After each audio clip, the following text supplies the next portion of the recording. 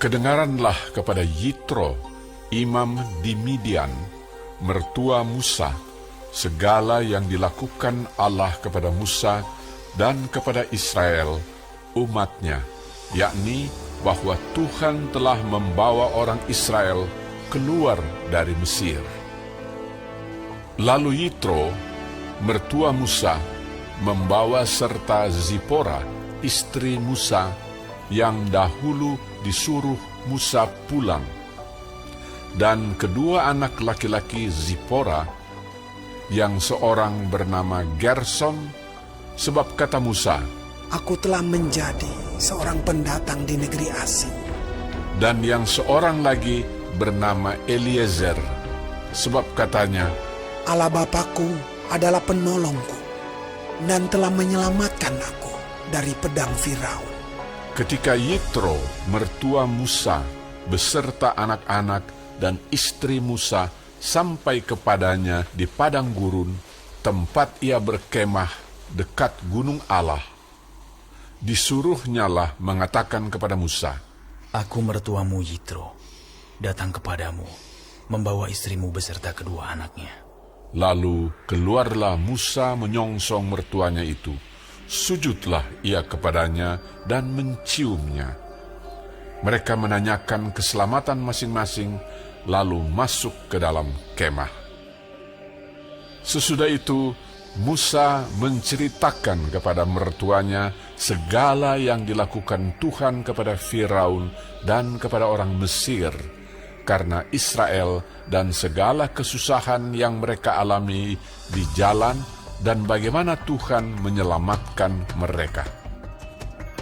Bersukacitalah Yitro tentang segala kebaikan yang dilakukan Tuhan kepada orang Israel, bahwa ia telah menyelamatkan mereka dari tangan orang Mesir. Lalu kata Yitro, "Terpujilah Tuhan yang telah menyelamatkan kamu dari tangan orang Mesir dan dari tangan Firaun. Sekarang aku tahu bahwa Tuhan lebih besar dari segala Allah, sebab Ia telah menyelamatkan bangsa ini dari tangan orang Mesir. Karena memang orang-orang ini telah bertindak angkuh terhadap mereka." dan Yitro, mertua Musa, mempersembahkan korban bakaran dan beberapa korban sembelihan bagi Allah. Lalu Harun dan semua tua-tua Israel datang untuk makan bersama-sama dengan mertua Musa di hadapan Allah. Keesokan harinya, duduklah Musa mengadili di antara bangsa itu, dan bangsa itu berdiri di depan Musa dari pagi sampai petang. Ketika mertua Musa melihat segala yang dilakukannya kepada bangsa itu, berkatalah ia, "Apakah ini yang kau lakukan kepada bangsa itu? Mengapakah engkau seorang diri saja yang duduk, sedang seluruh bangsa itu berdiri di depanmu dari pagi sampai petang?" Kata Musa kepada mertuanya itu, Sebab bangsa ini datang kepadaku untuk menanyakan petunjuk Allah. Apabila ada perkara di antara mereka, maka mereka datang kepadaku, dan aku mengadili antara yang seorang dan yang lain. Lagi pula aku memberitahukan kepada mereka ketetapan-ketetapan dan keputusan-keputusan Allah. Tetapi mertua Musa menjawabnya, "Tidak baik seperti yang kau lakukan itu. Engkau akan menjadi sangat lelah, baik engkau, baik bangsa yang beserta engkau ini. Sebab pekerjaan ini terlalu berat bagimu. Takkan sanggup engkau melakukannya seorang diri saja. Jadi, sekarang dengarkanlah perkataanku. Aku akan memberi nasihat kepadamu dan Allah akan menyertai engkau. Adapun engkau, wakililah bangsa itu di hadapan Allah, dan kau hadapkanlah perkara-perkara mereka kepada Allah. Kemudian, haruslah engkau mengajarkan kepada mereka ketetapan-ketetapan dan keputusan-keputusan, dan memberitahukan kepada mereka jalan yang harus dijalani dan pekerjaan yang harus dilakukan. Di samping itu, kau carilah dari seluruh bangsa itu orang-orang yang cakap dan takut akan Allah, orang-orang yang dapat dipercaya dan yang benci kepada pengejaran suap. Tempatkanlah mereka di antara bangsa itu menjadi pemimpin 1.000 orang, pemimpin 100 orang, pemimpin 50 orang, dan pemimpin 10 orang. Dan sewaktu-waktu mereka harus mengadili di antara bangsa. Maka segala perkara yang besar haruslah dihadapkan mereka kepadamu. Tetapi segala perkara yang kecil diadili mereka sendiri. Dengan demikian, mereka meringankan pekerjaanmu, dan mereka bersama-sama dengan engkau turut menanggungnya.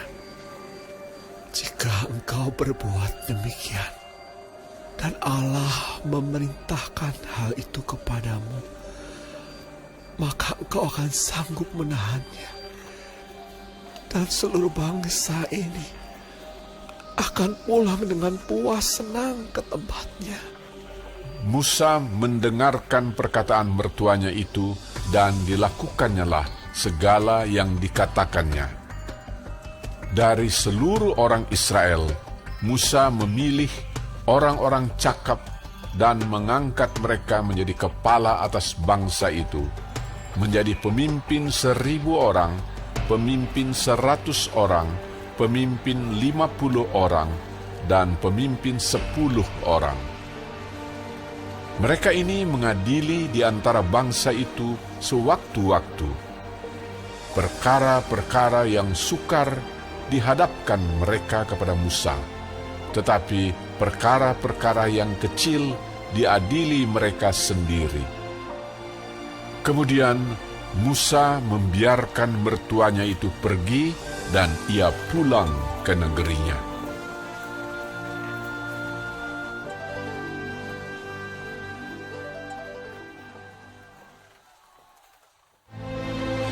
Pada bulan ketiga, setelah orang Israel keluar dari tanah Mesir, mereka tiba di padang gurun Sinai pada hari itu juga.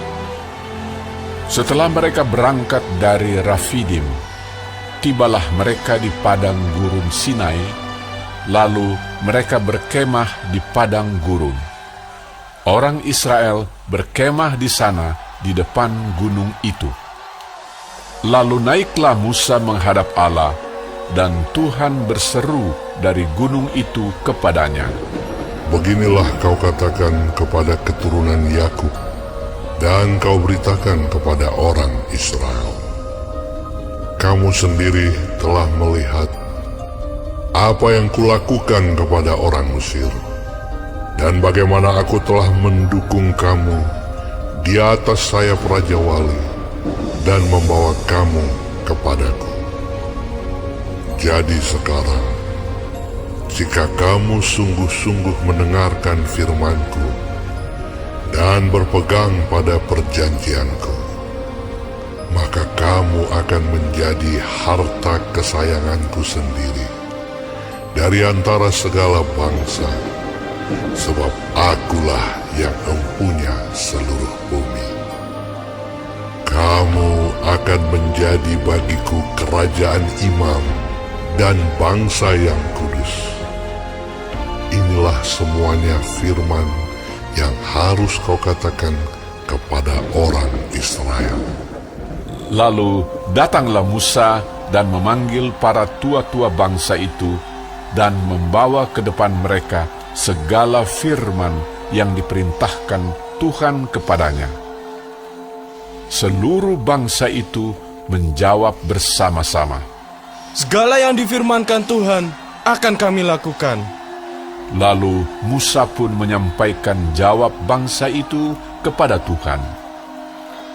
Berfirmanlah Tuhan kepada Musa, Sesungguhnya aku akan datang kepadamu dalam awan yang tebal, dengan maksud supaya dapat didengar oleh bangsa itu apabila aku berbicara dengan engkau, dan juga supaya mereka senantiasa percaya kepadamu. Lalu Musa memberitahukan perkataan bangsa itu kepada Tuhan. Berfirmanlah Tuhan kepada Musa, Pergilah kepada bangsa itu, suruhlah mereka menguduskan diri pada hari ini dan besok, dan mereka harus mencuci pakaiannya. Menjelang hari ketiga, mereka harus bersiap, sebab pada hari ketiga, Tuhan akan turun di depan mata seluruh bangsa itu di Gunung Sinai. Sebab itu haruslah engkau memasang batas bagi bangsa itu berkeliling sambil berkata, Jagalah baik-baik. Jangan kamu mendaki gunung itu atau kena kepada kakinya. Sebab siapapun yang kena kepada gunung itu, pastilah ia dihukum mati. Tangan seorang pun tidak boleh merabanya. Sebab pastilah ia dilempari dengan batu atau dipanahi sampai mati. Baik binatang, baik manusia, ia tidak akan dibiarkan hidup. Hanya apabila sangkakala berbunyi panjang, barulah mereka boleh mendaki gunung itu. Lalu turunlah Musa dari gunung mendapatkan bangsa itu. Disuruhnyalah bangsa itu menguduskan diri dan mereka pun mencuci pakaiannya. Maka kata Musa kepada bangsa itu, Bersiaplah menjelang hari yang ketiga, dan janganlah kamu bersetubuh dengan perempuan. Dan terjadilah pada hari ketiga, pada waktu terbit fajar, ada guruh dan kilat dan awan padat di atas gunung, dan bunyi sangkakala yang sangat keras, sehingga gemetarlah seluruh bangsa yang ada di perkemahan. Lalu Musa membawa bangsa itu keluar dari perkemahan untuk menjumpai Allah, dan berdirilah mereka pada kaki gunung. Gunung Sinai ditutupi seluruhnya dengan asap, karena Tuhan turun ke atasnya dalam api. Asapnya membubung seperti asap dari dapur, dan seluruh gunung itu gemetar sangat. Bunyi sangkakala kian lama, kian keras.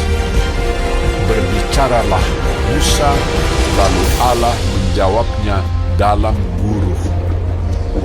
Lalu turunlah Tuhan ke atas gunung Sinai, ke atas puncak gunung itu. Maka Tuhan memanggil Musa ke puncak gunung itu, dan naiklah Musa ke atas. Kemudian Tuhan berfirman kepada Musa, Turunlah, peringatkanlah kepada bangsa itu, supaya mereka jangan menembus mendapatkan Tuhan hendak melihat-lihat. Sebab tentulah banyak dari mereka akan binasa. Juga para imam yang datang mendekat kepada Tuhan haruslah menguduskan dirinya, supaya Tuhan jangan melanda mereka. Lalu berkatalah Musa kepada Tuhan, tidak akan mungkin bangsa itu mendaki gunung Sinai ini. Sebab engkau sendiri telah memperingatkan kepada kami.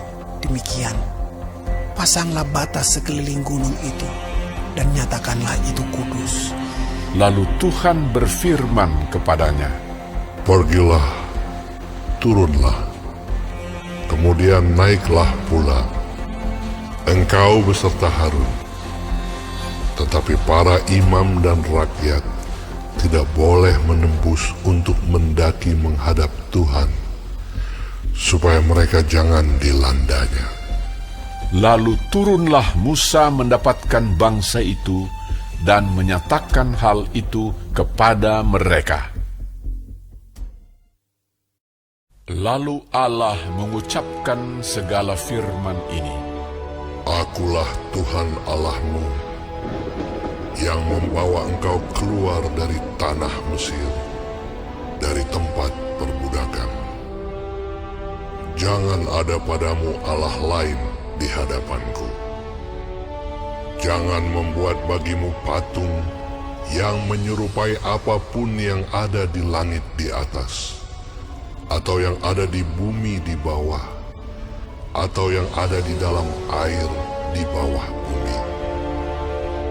Jangan sujud menyembah kepadanya atau beribadah kepadanya, sebab Aku, Tuhan Allahmu, adalah Allah yang cemburu, yang membalaskan kesalahan bapa kepada anak-anaknya, kepada keturunan yang ketiga dan keempat dari orang-orang yang membenci Aku. Tetapi Aku menunjukkan kasih setia kepada beribu-ribu orang, yaitu mereka yang mengasihi Aku dan yang berpegang pada perintah-perintahku.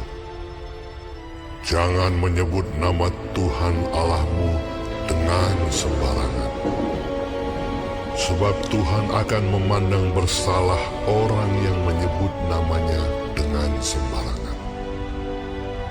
Ingatlah dan kuduskanlah hari Sabat. 6 hari lamanya engkau akan bekerja dan melakukan segala pekerjaanmu. Tetapi hari ke-7 adalah hari Sabat Tuhan Allahmu. Maka jangan melakukan sesuatu pekerjaan, engkau atau anakmu laki-laki, atau anakmu perempuan, atau hambamu laki-laki, atau hambamu perempuan, atau hewanmu, atau orang asing yang di tempat kediamanmu. Sebab 6 hari lamanya Tuhan menjadikan langit dan bumi, laut dan segala isinya, dan Ia berhenti pada hari ke-7. Itulah sebabnya Tuhan memberkati hari Sabat dan menguduskannya. Hormatilah ayahmu dan ibumu, supaya lanjut umurmu di tanah yang diberikan Tuhan Allahmu kepadamu.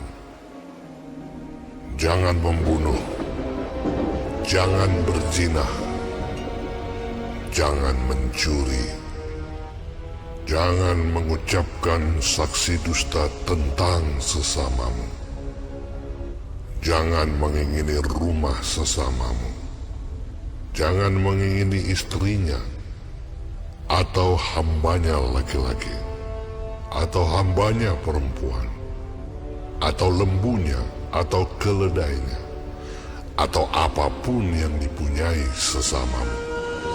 Seluruh bangsa itu menyaksikan guru mengguntung, kilat sabung menyabung, sangkakala berbunyi dan gunung berasap.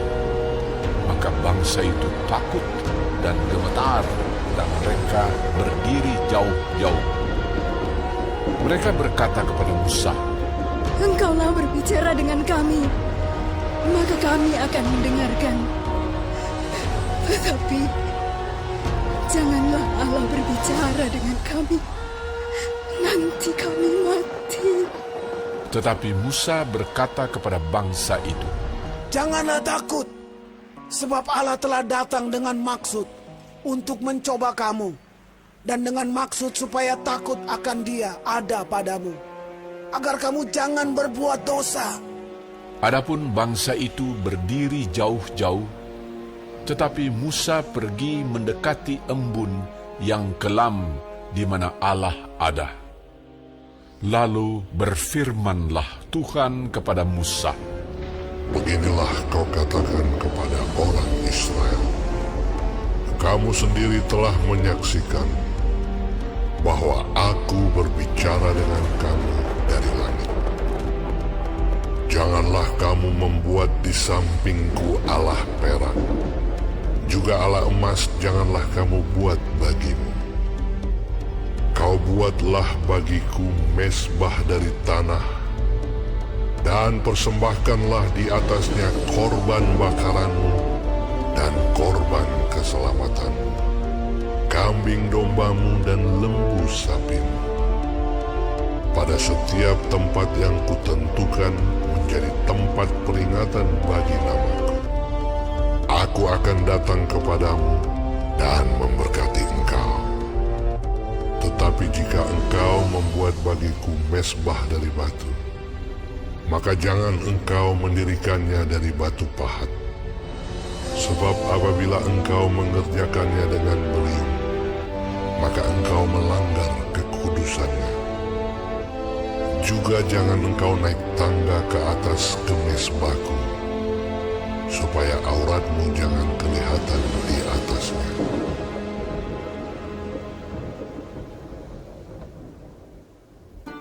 Inilah peraturan-peraturan yang harus kau bawa ke depan mereka. Apabila engkau membeli seorang budak Ibrani, maka haruslah ia bekerja padamu 6 tahun lamanya. Tetapi pada tahun yang ke-7, ia diizinkan keluar sebagai orang merdeka dengan tidak membayar tebusan apa-apa. Jika ia datang seorang diri saja, maka keluar pun ia seorang diri.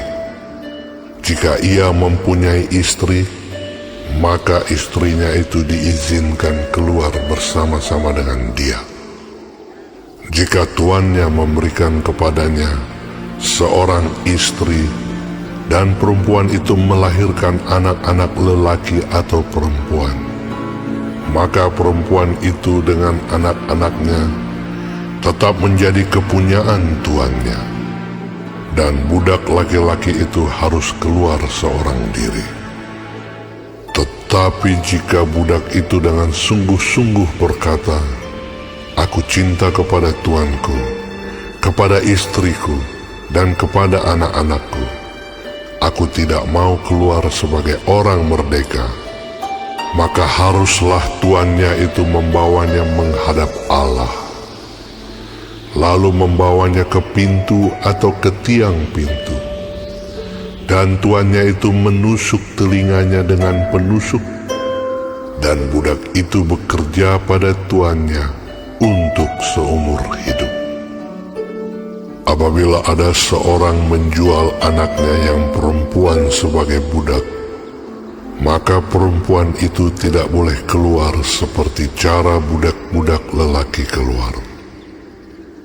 Jika perempuan itu tidak disukai tuannya yang telah menyediakannya bagi dirinya sendiri, maka haruslah tuannya itu mengizinkan ia ditebus. Tuannya itu tidak berhak untuk menjualnya kepada bangsa asing, karena ia memungkiri janjinya kepada perempuan itu. Jika tuannya itu menyediakannya bagi anaknya laki-laki, maka haruslah tuannya itu memperlakukannya seperti anak-anak perempuan berhak diperlakukan. Jika tuannya itu mengambil perempuan lain, ia tidak boleh mengurangi makanan perempuan itu, pakaiannya, dan persetubuhan dengan dia. Jika tuannya itu tidak melakukan ketiga hal itu kepadanya, maka perempuan itu harus diizinkan keluar dengan tidak membayar uang tebusan apa-apa. Siapa yang memukul seseorang sehingga mati, pastilah ia dihukum mati. Tetapi jika pembunuhan itu tidak disengaja, melainkan tangannya ditentukan Allah melakukan itu, maka aku akan menunjukkan bagimu suatu tempat kemana ia dapat lari. Tetapi apabila seseorang berlaku angkara terhadap sesamanya, hingga ia membunuhnya dengan tipu daya, maka engkau harus mengambil orang itu dari mezbahku, supaya ia mati dibunuh. Siapa yang memukul ayahnya atau ibunya, pastilah ia dihukum mati. Siapa yang menculik seorang manusia, baik ia telah menjualnya, baik orang itu masih terdapat padanya, ia pasti dihukum mati. Siapa yang mengutuki ayahnya atau ibunya, ia pasti dihukum mati.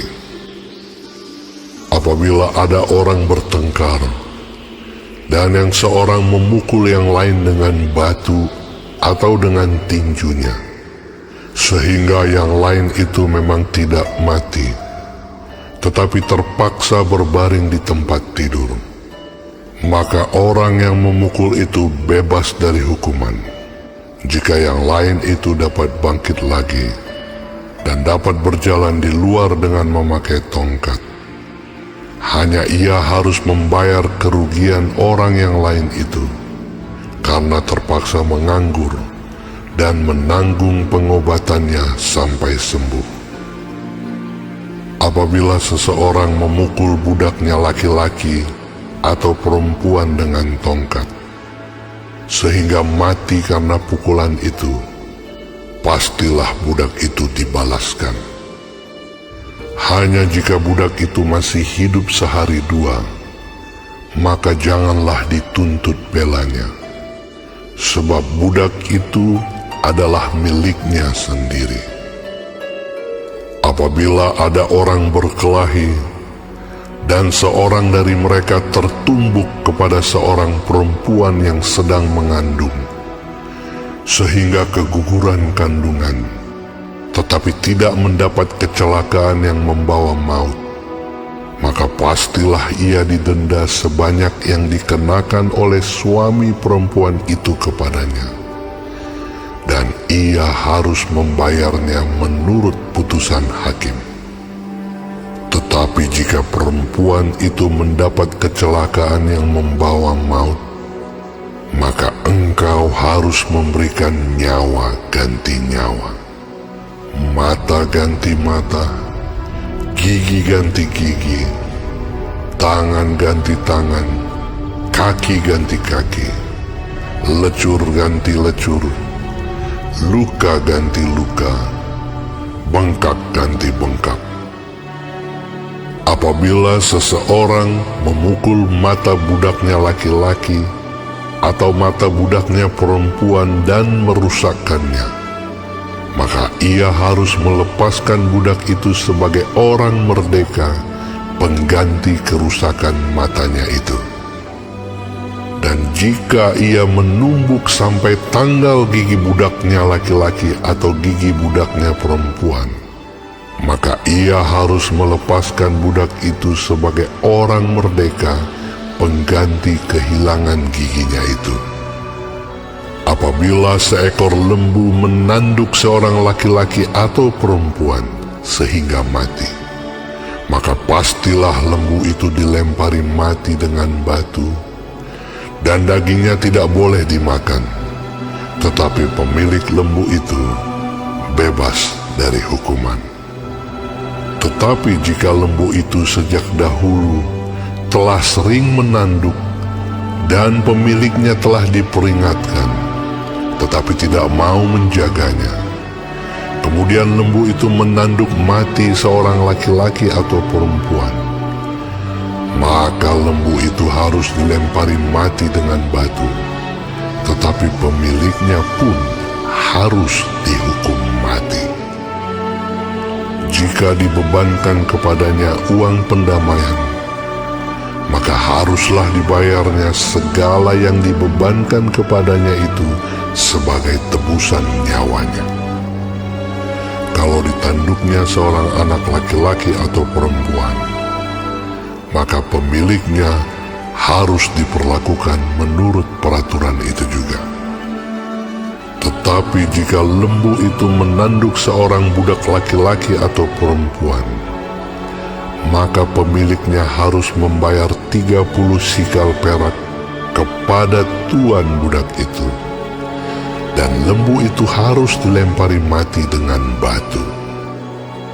Apabila seseorang membuka sumur, atau apabila seseorang menggali sumur dengan tidak menutupnya, dan seekor lembu atau keledai jatuh ke dalamnya, maka pemilik sumur itu harus membayar ganti kerugian. Ia harus mengganti harga binatang itu dengan uang kepada pemiliknya, tetapi binatang yang mati itu menjadi kepunyaannya. Apabila lembu seseorang menanduk lembu orang lain sehingga mati, maka lembu yang hidup itu harus dijual. Uangnya dibagi, dan binatang yang mati itu pun harus dibagi juga. Tetapi, jikalau lembu itu terkenal telah sering menanduk sejak dahulu, dan walaupun demikian pemiliknya tidak mau menjaganya, maka ia harus membayar ganti kerugian sepenuhnya. Lembu ganti lembu, tetapi binatang yang mati itu menjadi kepunyaannya.